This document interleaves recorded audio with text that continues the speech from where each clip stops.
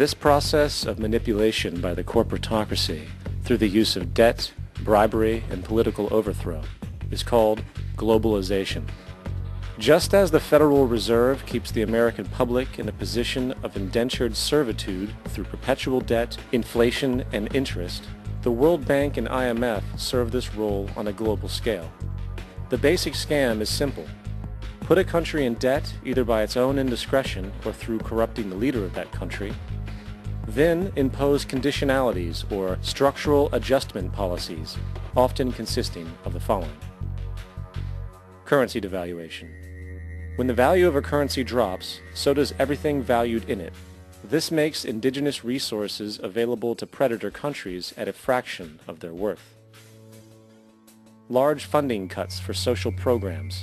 These usually include education and healthcare, compromising the well-being and integrity of the society, leaving the public vulnerable to exploitation.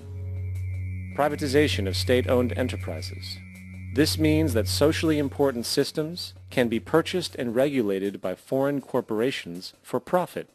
For example, in 1999, the World Bank insisted that the Bolivian government sell the public water system of its third largest city to a subsidy of the U.S. corporation Bechtel. As soon as this occurred, water bills for the already impoverished local residents skyrocketed. It wasn't until after a full-blown revolt by the people that the Bechtel contract was nullified.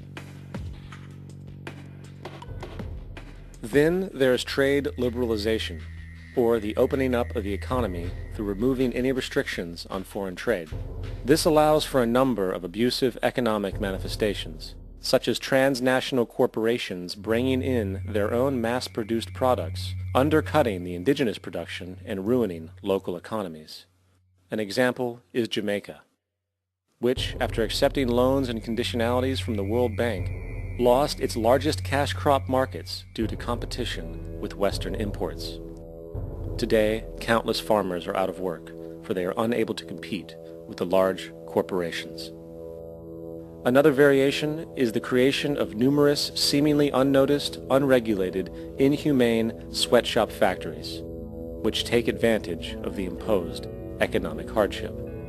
Additionally, due to production deregulation, environmental destruction is perpetual, as a country's resources are often exploited by the indifferent corporations while outputting large amounts of deliberate pollution. The largest environmental lawsuit in the history of the world today is being brought on behalf of 30,000 Ecuadorian Amazonian people against Texaco, which is now owned by Chevron. So today it's against Chevron, but for activities conducted by Texaco.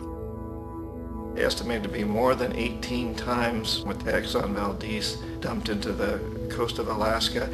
In the case of Ecuador, it wasn't an accident. The oil companies did it intentionally. They knew they were doing it to save money out there rather than arranging for proper disposal.